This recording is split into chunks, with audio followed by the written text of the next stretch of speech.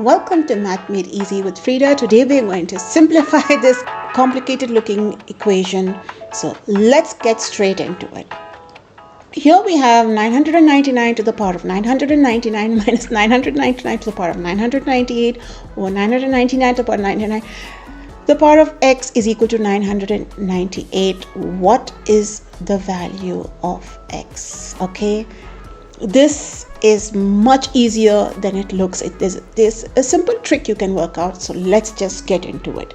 We have let's look at this value of 999 to the power of 999 first, and look at this number here.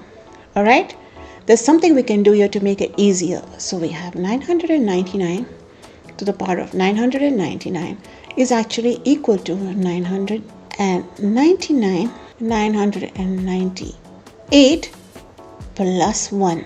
Okay, and that splits up into 999 to the power of 998 into 999 to the power of 1, right? Taking this into consideration. All right, minus 900, and let's put this in a bracket so we don't get confused, 999 to the power of 998 over 999 to the power of 9 to the power is equal to 998.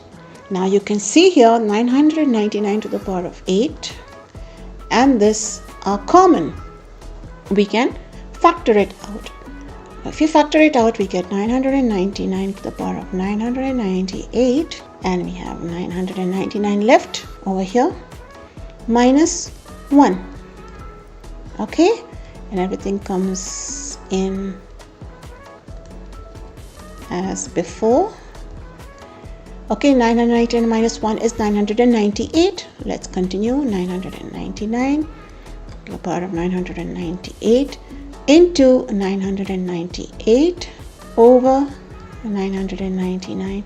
The power of 999, x is equal to 998. Again, you can see 998 here and here. Let's divide both sides by 998 to get rid of this number. This cancels. This cancels. What are we left with?